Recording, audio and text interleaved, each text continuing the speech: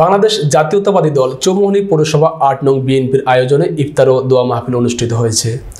চৌমুহনী পৌর ৮ নং ওয়ার্ডের কাউন্সিলর আবুল কালাম আজাদের সভাপতিত্বে ৮ নং ওয়ার্ড বিএনপির সাধারণ সম্পাদক মিজানুর রহমান মিন্টুর পরিচালনায় বিশেষ অতিথি হিসেবে বক্তব্য রাখেন চৌমুহনী পৌরসভা বিএনপির সভাপতি জহিরুদ্দিন হারুন, সাধারণ সম্পাদক মোহাম্মদ মহসিন আলম, সিনিয়র সহসভাপতি মোর্শেদুল আমিন ফয়সাল,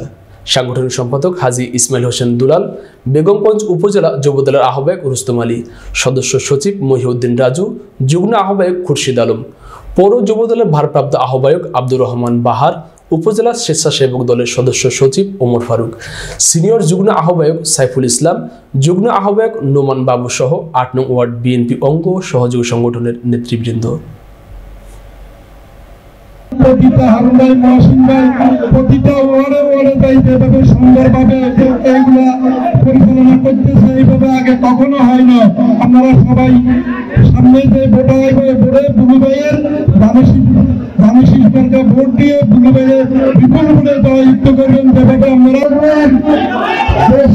আমাদের মা আমাদের মাঝে সুস্থ ফিরে আসতে পারে, আপনারা সবাই দোয়া করবেন। আগামী রাষ্ট্রনায়ক তারেক রহমান অতি দ্রুততম আমাদের মাঝে ফিরে আসতে পারে এবং গত 5 আগস্টের আগে আমাদের সন্তান বড় সন্তান সামনে যেভাবে নির্যাতন করা হয়েছে,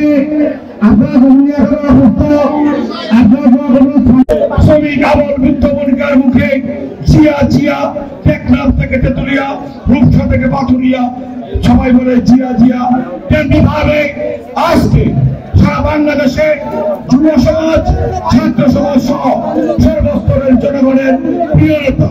জননেতা জনাব তারেক রহমান সারা বাংলাদেশের প্রত্যেক অঞ্চলে প্রত্যেকটি গ্রামে এই ইফতার মাহফিলের মধ্যে দিয়ে আমাদের মাধ্যমে জিয়া পরিবারের মধ্যে এবং